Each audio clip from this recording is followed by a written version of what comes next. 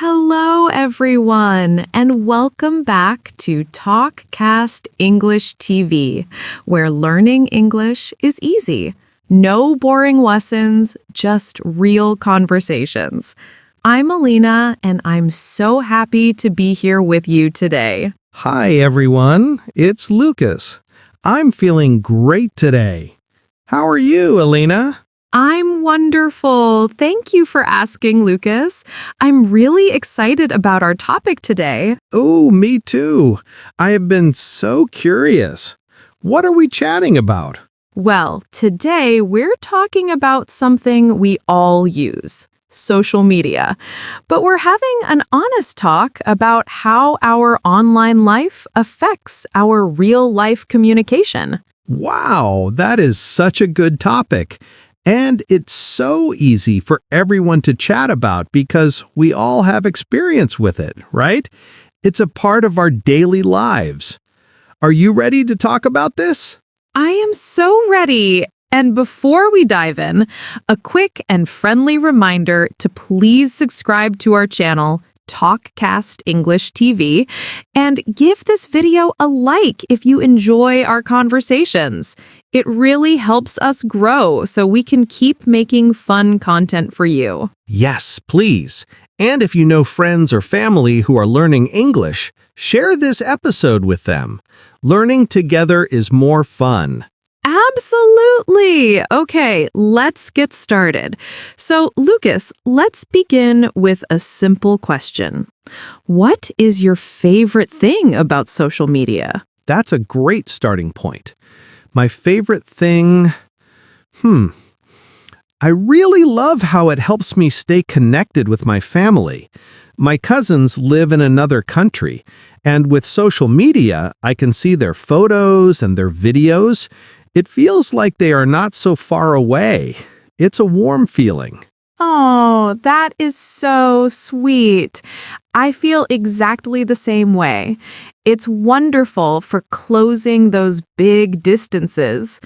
What made you start using it for that specifically? Well, a few years ago, my family created a private group. It was my aunt's idea. Now we all share little updates about our day. It's simple, but it makes us feel close. It's like a little digital family dinner table. A little digital family dinner table. I love that. It's a very positive way to use it. Thank you for sharing that, Lucas. Of course. Now, it's your turn. What is your favorite thing about social media?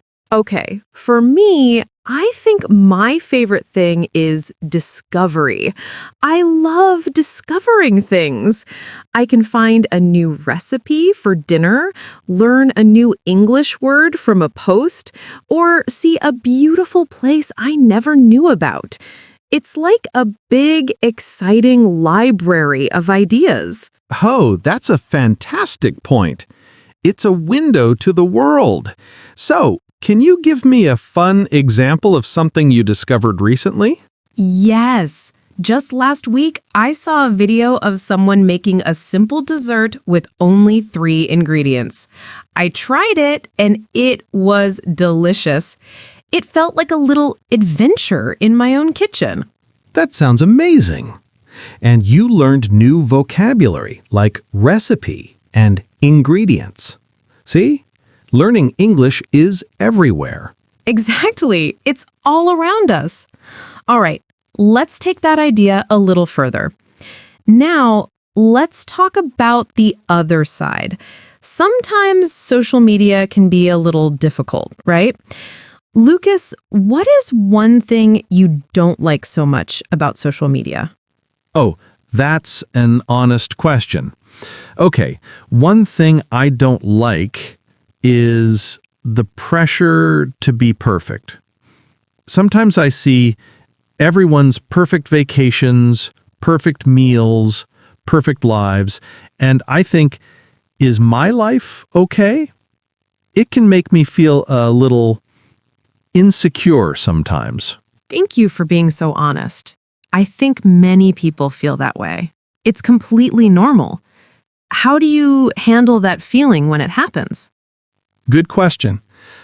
I take a deep breath and I remember a simple thing. Social media is like a highlight reel. It's the best moments, not the whole movie. I focus on my own real life, my own small happy moments. Like a good cup of coffee in the morning. That is such good advice. Remember, it's a highlight reel, not the whole movie. I will remember that. It's a very healthy way to think. I'm glad you think so. Now, your turn for an honest answer. What is one thing you don't like about social media? For me, I think it's the feeling of being always available. The notifications, the messages. Sometimes I feel like I need to answer everyone immediately. It can be a little stressful. I feel like I can't just switch off and relax. Oh, I understand that feeling completely. The phone is always there, beeping and buzzing. It's like a little boss in your pocket. So what do you do to take a break from it? That's a great counter question. I have a simple rule. For 1 hour before I sleep, I do not look at my phone. I read a book or I just listen to calm music. It helps my mind feel quiet and peaceful. An hour without the phone before bed? That is a wonderful habit. I should try that. Thank you for the tip. You're welcome. It really helps me. Okay, we've talked about the good and the not so good. Let's build on that. How do you think social media has changed the way we talk to people in person? That's a deep question. I think sometimes it makes us a little less patient in conversation. Online, we type short, fast messages, but in a real conversation, we need to listen, wait, and talk slowly. It's a different skill. That is so true. The pace is very different. Can you explain a bit more about what you mean by a different skill? Sure. In a real talk, we use body language, we hear the tone of voice, we say, to show we are listening. Online, we use an emoji, like a thumbs up. But in person, we need to use our faces and our voices to show we care. Yes, the is so important. It's a small sound, but it means I am listening to you. We lose those small, polite signals online. Exactly. We lose the small signals. What about you, Eliana? How do you think it changes our real-life talks? For me, I think sometimes we pay less attention. Have you ever been in a cafe and seen two friends together, but both are looking at their phones, not talking? Oh, yes. I see that all the time. It's a little sad, isn't it? The real person is right in front of you, but the phone gets more attention.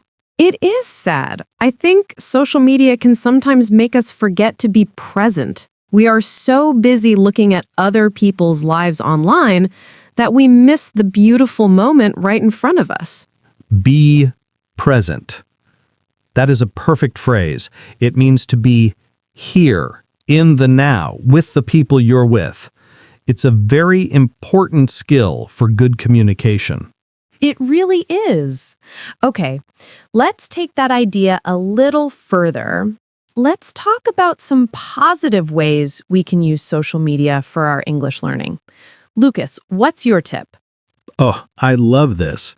My tip is to follow fun and educational pages.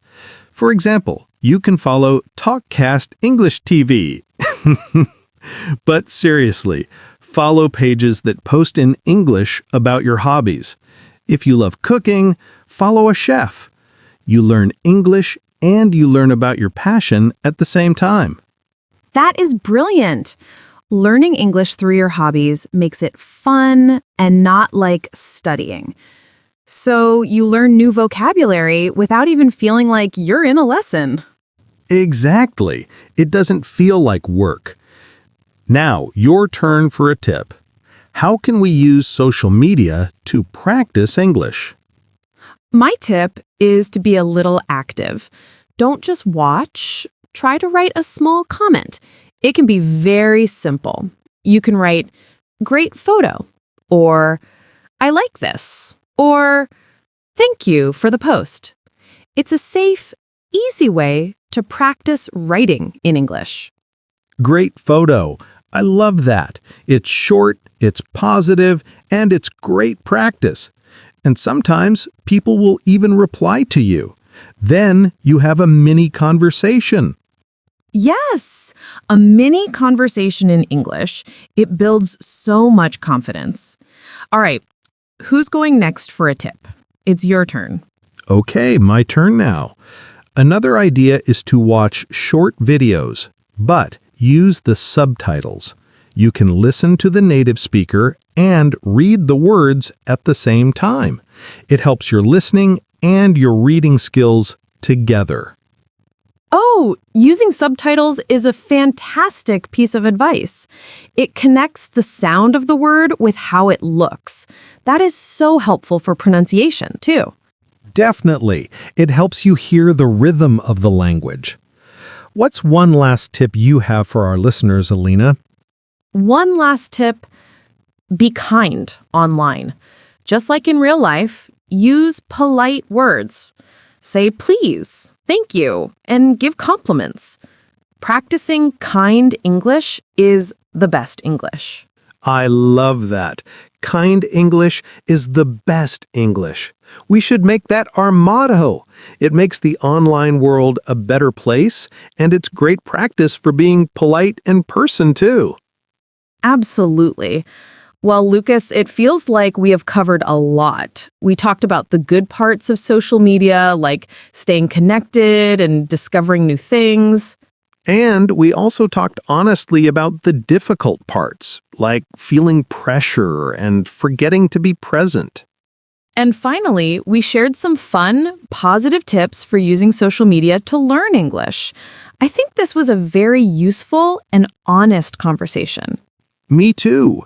I feel like we learned that social media is a tool.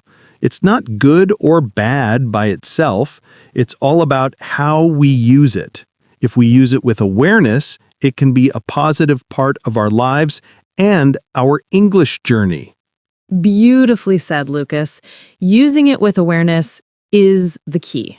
So for all of you listening, we hope you feel more confident talking about this topic now. Remember, simple awareness makes a beautiful balance between online and offline life. And remember our tips. Follow your hobbies in English, write small comments, use subtitles, and always be kind. We had so much fun chatting with you today. If you enjoyed this honest talk, please help us out by subscribing to our channel, TalkCast English TV. It means a lot to us. Yes, please subscribe. And if you found this useful, give this video a thumbs up to let us know. It encourages us so much. And don't forget to share this episode with a friend who is also learning English. You can practice this conversation together. We would also love to hear from you in the comments. Please tell us what is one positive way you use social media to learn or practice English. Yes, we read all your comments and we love learning from you. Your ideas help our whole community. Thank you so much for joining us and for being a part of our TalkCast family. Keep practicing your English and remember to sometimes look up from your phone and enjoy the world around you. Take care, everyone, and we'll see you in the next episode. Bye. Goodbye.